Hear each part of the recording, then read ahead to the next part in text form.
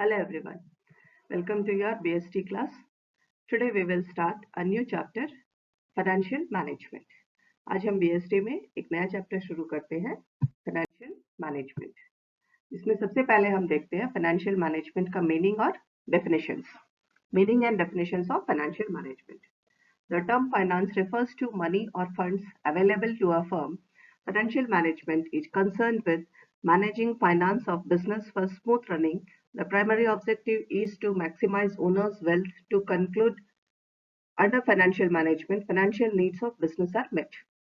Finance हम अगर बहुत साधारण सी भाषा में देखते हैं तो फाइनेंस का जो मतलब है, फाइनेंशियल मैनेजमेंट का मतलब है कि मुद्रा से रिलेटेड जो भी काम है उन सबको सही तरीके से और अच्छे से काम करने की जो स्थिति होती है उसे ही हम फाइनेंशियल मैनेजमेंट करते हैं। बिजनेस को बहुत अच्छे से रन करने के लिए जो भी फाइनेंस की जरूरत है एंड उन फाइनेंस को किस तरह से स्मूथली रन करें इसके बारे में जो जानकारी करवाते हैं उसे हम फाइनेंशियल मैनेजमेंट कहते हैं। और बहुत आसानी से देखा जाए तो एंड बिजनेसमैन जो होता है उसके वेल्थ को बढ़ाने के लिए ही इसका पहला ऑब्जेक्टिव होता है कि बिजनेसमैन के वेल्थ को बढ़ाया जाए। अब हम इसकी कुछ डेफिनेशंस देखते हैं। Financial management is defined as planning, organising, directing and controlling of financial activities. जितने भी फाइनेंशियल एक्टिविटीज है, मुद्रा से रिलेटेड जितने भी काम है, इन सबको प्रॉपर वे में प्लान करना, उनको सही तरीके से ऑर्गेनाइज करना, फिर उनको दिशा दिखाना एंड कंट्रोल करना, इन सब की ये सारी एक्टिविटीज को ही फाइनेंशियल मैनेजमेंट कहते हैं। And according to J.L. Massey, financial management is operational activity of business that is responsible for obtaining and effectively utilizing the funds necessary less efficient operation. कम मेहनत से जितने भी अवेलेबल फंड्स हैं उन सबको अच्छे तरीके से इस्तेमाल करने के काम को ही फाइनेंशियल मैनेजमेंट कहते हैं। According to Nooch and O'Donnell, financial management is chiefly concerned with maximizing the wealth of owners through wise and national investment of funds को अच्छे तरीके से सही तरीके से इन्वेस्ट करते हुए जो ओनर है या जो पैसों का जो ओनर है उसको अधिक से अधिक लाभ पहुंचाने के काम को ही फाइनेंशियल मैनेजमेंट कहते हैं। According to Wheeler, financial management is the business activity which is concerned with acquisition and conservation of capital funds in meeting financial needs of business. Business के लिए जितने भी फाइनेंस की जरूरत होती है उन सबको एक्टिविटी को रोजमर्रा में अच्छे तरीके से करने के काम को ही फाइनेंशियल मैनेजमेंट कहते हैं। अब हम देखते हैं role of financial management. Financial management plays the following role. इसका इंपॉर्टेंस क्या है? Determination of fixed assets. Fixed assets are management plays the following have an important contribution in the profits of business organization. Under financial management, the total investment in the fixed assets and every separate fixed asset is determined in, that is, for investing 100 crores in capital budget, there will be an increase of 100 crores in fixed assets. सबसे पहले fixed assets को किस तरह से manage करना है, financial management वहां पर बहुत ज्यादा अपना रोल प्ले करता है, क्योंकि किसी भी बिजनेस में जितना इन्वेस्ट किया जाता है उतना अधिक उनका फिक्स्ड एसेट्स का जो बजट होता है वो भी बढ़ता रहता है। तो इसीलिए सबसे पहले फिक्स्ड एसेट्स को किस तरह से डिटरमाइन करना है ये पता करने में फाइनेंशियल मैनेजमेंट जो है बहुत हेल्पफुल होता है। Then the next is determination of current assets. Current accounts are needed for day-to-day business transactions. Under financial management, total investment in the current asset is determined. For example, if the investment in current assets is 100 crores, it will be determined how much should be invested in cash, stock and debitors. इसके बाद में आता है current assets. Current assets जो है रोजमर्रा के काम को, बिजनेस को चलाने के लिए फाइनेंस करंट एसेट्स की जरूरत पड़ती है, जिसमें कि और वहां पर पहले देखा जाता है कि कितना करंट एसेट्स की जरूरत है। अगर मान लीजिए किसी कंपनी को 100 करोड़ की करंट एसेट्स की जरूरत है तो उसके अकॉर्डिंगली फिर उसको इस तरह से डिवाइड किया जाए कि कितना कैश में रखना चाहिए, कितना स्टॉक होना चाहिए, कितने डेबिटर्स होने चाहिए, इन सबको किस तरह से कैलकुलेट करना है और इसको कैसे मैनेज करना है, ये काम जो है फाइनेंशियल मैनेजमेंट से ही पता चलता है। Then the next is determination of proportion of long-term and short-term finances. Financial needs of business are fulfilled through long-term and short-term sources. Under financial management, proportion of both the financial sources is determined. इसके बाद में जब business चल रहा है, कोई भी business करते हैं तो वहाँ शॉर्ट टर्म और लॉन्ग टर्म फाइनेंसेस होती है। कुछ इन्वेस्टमेंट्स या लोन्स जो भी कहिए, कुछ फाइनेंस ऐसा होता है जो लंबे समय तक चलता है एंड कुछ ऐसा होता है जो कम समय के लिए चलता है। तो किस तरह की चीजों को लंबे समय तक के लिए रखना है एंड किस तरह कहाँ पर शॉर्ट टर्म के काम होने चाहिए, फाइनेंशियल सोर्सेस होने चाहिए, इसके बारे में भी फाइनेंशियल मैनेजमेंट से जो पढ़े होते हैं उन्हीं लोग इसको भी आइडिया देते हैं एंड इसी के अकॉर्डिंगली काम होता है। So these are the roles where financial management comes. Fixed assets को डिटरमाइन करने में, करंट एसेट्स को डिटरमाइन करने में, long and short term finances को डिटरमाइन करने में फाइनेंशियल मैनेजमेंट का बहुत बड़ा रोल होता है। इसके बाद में भी एक और भी है, इसके बाद में है determination of proportion of various sources of long term finances. And long term finance भी जो है बहुत तरह के होते हैं, तो इसमें भी कैसे मैनेज किया जाए, ये काम भी फाइनेंशियल मैनेजमेंट के थ्रू ही होता है। Long term financial sources include primary equity shares, capital preference shares, capital retained earning, debentures, long term loans, etc. Under financial management, the proportion of various long-term financial sources is determined. After making analysis on merits and demerits of various sources, balanced decision is taken. Long term loans बहुत तरह के होते हैं, जैसे कि preferred share capital है, retained earnings है, debentures है, लॉन्ग टर्म लोन्स होते हैं। तो कहाँ किस तरह का उनका प्रोपोर्शन कैसा होना चाहिए, इसके बारे में फाइनेंशियल मैनेजमेंट के थ्रू ही मालूम होता है। ये सारे डिसीजंस जो है जो फाइनेंशियल मैनेजमेंट में के अंदर ही इंक्लूड होते हैं। Next is determination of various items of profit and loss accounts. Various items included in profit and loss get influenced or affected by different financial decisions. Like interest is related to amount of debit, depreciation is related to long-term assets, discount by making early payments, etc. इसके बाद में आता है profit and loss account में किस तरह से फायदे किया जा सके। प्रॉफिट एंड लॉस, बहुत सारे ऐसे आइटम्स होते हैं जो प्रॉफिट एंड लॉस अकाउंट को बहुत अफेक्ट करते हैं, जिनमें कुछ ऐसे और उनके आधार पर भी फाइनेंशियल डिसीजंस को बदला जाता है। जैसे कई बार होता है कि interest is related to amount of डेब्ट, इंटरेस्ट कहाँ डेबिट में होता है, depreciation is related to long term loans में होता है। इसके बाद में कई बार अर्ली पेमेंट्स करके डिस्काउंट भी मिलता है। तो किस तरह के काम किए जाए कि मैक्सिमम प्रॉफिट हो सके, इसके बारे में फाइनेंशियल मैनेजमेंट के थ्रू मालूम किया जाता है।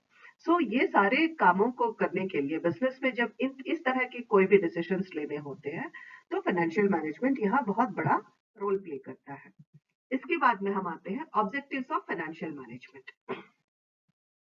The main objective of financial management is to ensure that owners or shareholders are able to secure the maximum return on their investment in the form of dividend and appreciation in market value of shares. The choice of criteria lies between profit maximization and wealth maximization. Financial management का सबसे main objective क्या होता है कि जो share holders है, company के जो शेयर होल्डर्स है या कंपनी के जो ओनर्स है, इन सबका बहुत मैक्सिमम इनको फायदा हो सके और मार्केट में इस कंपनीज के नाम अच्छे रह सके। दोनों ही चीजों को देखा जाता है, इनके वैल्यू, जो शेयर्स के जो वैल्यूज है वो मार्केट में बहुत अच्छा रहे और इसके साथ साथ इनको प्रॉफिट में और वेल्थ में काफी इनका फायदा हो। इसके यही इनका फाइनेंशियल मैनेजमेंट का मेन ऑब्जेक्टिव होता है। अब प्रॉफिट मैक्सिमाइजेशन अप्रोच, प्रॉफिट तो बात तो ये हो गई कि मैक्सिमम प्रॉफिट होना चाहिए, लेकिन वो कैसे, उसका अप्रोच कैसा होना चाहिए, किस तरह से जाए कि मैक्सिमम प्रॉफिट हो सके, इसके बारे में जो पॉइंट्स है वो हम अभी देखते हैं। The traditional emphasis in microeconomics has always in profits. Following the rules of profit maximization, the duty of manager is to achieve the highest possible flow after all obligations met. The arguments advanced in favor of this approach are as follows.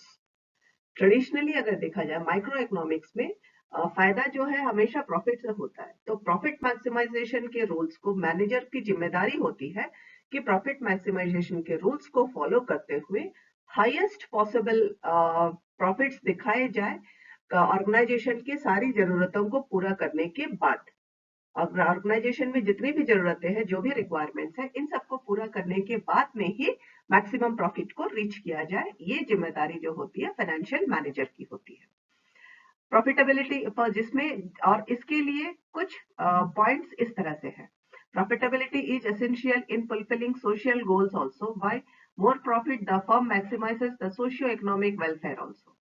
Profit जो है कई बार social goals को fulfil करने के लिए भी जरूरी होता है। सोशियो इकोनॉमिक वेलफेयर के लिए मैक्सिमम प्रॉफिट्स का होना जरूरी होता है। देन द नेक्स्ट इज, क्यों कहा जाता है कि प्रॉफिट बहुत जरूरी है, ये इसके कुछ पॉइंट्स इस तरह से है। Profitability is a barometer for measuring efficiency and economic prosperity, thus profit maximization is justified। और कहा जाता है कि किसी भी ऑर्गेनाइजेशन में, किसी भी फर्म में जितना अधिक प्रॉफिट होता है, उसी के अकॉर्डिंगली उस प्रॉफिट के बारे में या उसकी उस सिटी की या कंट्री की इकोनॉमिक प्रॉस्पेरिटी के बारे में अंदाजा लगाया जाता है। ये नापने का एक तरीका है कि वहां के बिजनेसेस में कितने प्रॉफिट्स हो रहे हैं। इसलिए भी प्रॉफिट होना बहुत जरूरी है। When profit earning is objective, profit maximization is obvious। And जब उद्देश्य ही है कि प्रॉफिट लेना है, प्रॉफिट कमाना है, तो फिर मैक्सिमम होना बहुत जरूरी होता है। A business can survive under unfavorable situations by having fast earnings to rely। अगर बिजनेस के पास में किसी भी बिजनेस को कभी कभी बचा के रखने के लिए पहले जो इन्वेस्टमेंट, पहले जो प्रॉफिट्स हुए थे या जो पैसे बचे हुए थे, उन्हीं के आधार पर बिजनेस को कई बार बचाया जा सकता है। तो इसके लिए भी प्रॉफिट का होना जरूरी है। Profits are main sources of finance for growth, so business should aim at maximum profit approach. And business में कमाई का मुख्य जरिया ही होता है प्रॉफिट। बिजनेस क्यों करते हैं? कोई बिजनेस इसलिए करते हैं कि उसको उससे कमाई हो सके, और कमाई तब होगी जब उसके पास प्रॉफिट होगा। तो इसलिए भी प्रॉफिट का होना बहुत जरूरी है। इसके बाद में हम देखते हैं the main objectives against profit maximisation are as follows. And profit का नहीं होने के उसके अगेंस्ट में जो उद्देश्य है वो देखते हैं। Time value of money. Profit maximization approach is criticized because it ignores time value of money. Under this, income of different years get equal weight. Similarly, income received in first year is greater than that of coming that comes in the later years। यहाँ पे इसलिए इसको बहुत importance देने से मना किया जाता है क्योंकि ये टाइम को इम्पोर्टेंस नहीं देता है। इनका कहना होता है कि हर साल हर बार जो है इनका जो प्रॉफिट है उसको एक ही तरह से गिना जाता है, उसको और वो बाकी चीजों को नहीं देखता है। वक्त की जो इम्पोर्टेंस है उसको वो ध्यान कंसिडर नहीं करता है, इसीलिए ये बहुत ज्यादा सही नहीं है करके कहा जाता है, कुछ लोगों का कहना है। Then the next is risk factor। Profit maximization approach ignores risk factor। Thus, criteria or the certainty or uncertainty of income receivable in future can be high or less। High uncertainty increases risk and less uncertainty reduces risk। Less income with more certainty is considered better to high income with more uncertainty। इसके बाद में कहा जाता है कि profit maximisation में risk factor को consider नहीं करते हैं, क्योंकि यहाँ पे रिस्क कितना है ये पता नहीं चलता। फ्यूचर में आपका रिस्क ज्यादा भी हो सकता है, कम भी हो सकता है। ऑर्गेनाइजेशन में अधिक प्रॉफिट और कम रिस्क सबसे सही माना जाता है। कहा जाता है कि प्रॉफिट कुछ कम हो लेकिन रिस्क बहुत कम हो और फिक्स्ड हो कि इतना प्रॉफिट होना ही है, वो उसको ज्यादा सही माना जाता है। लेकिन इस फैक्टर को प्रॉफिट मैक्सिमाइजेशन कंसिडर नहीं करता है। बहुत अधिक रिस्क के साथ में अधिक प्रॉफिट कभी भी बहुत सही नहीं हो सकता है, लेकिन रिस्क फैक्टर को प्रॉफिट मैक्सिमाइजेशन कंसिडर नहीं करता है। इसके बाद में एक और पॉइंट है जिसको कंसिडर नहीं करता, वो है ambiguity. One of the major limitations of profit maximisation is that is more ambiguous। Profit can be defined in more ways like short term or long term, total profit or rate of profit, before tax and after tax, gross profit or net profit। The question which one is maximized under this। इसमें कहा जाता है एक और उद्देश्य को ये देखता नहीं है कि नेट प्रॉफिट पहले टैक्स के पहले का प्रॉफिट ज्यादा होना चाहिए या टैक्स के बाद का प्रॉफिट ज्यादा होना चाहिए, शॉर्ट टर्म प्रॉफिट ज्यादा होना चाहिए या लॉन्ग टर्म। इन सब बातों पे इस ज्यादा ध्यान नहीं देता है प्रॉफिट मैक्सिमाइजेशन। ये तीन जो पॉइंट है ये प्रॉफिट मैक्सिमाइजेशन के सीमाएं हैं। जैसे टाइम वेट, वक्त का ध्यान नहीं देता, वक्त को इंपॉर्टेंस नहीं देता है, रिस्क फैक्टर को कंसिडर नहीं करता है, एंड क्लैरिटी नहीं रहती है कि किस प्रॉफिट को मैक्सिमम होना चाहिए। इस वीडियो के लिए इतना ही। नेक्स्ट वीडियो में हम इसके आगे का पढ़ते हैं। Thank you girls.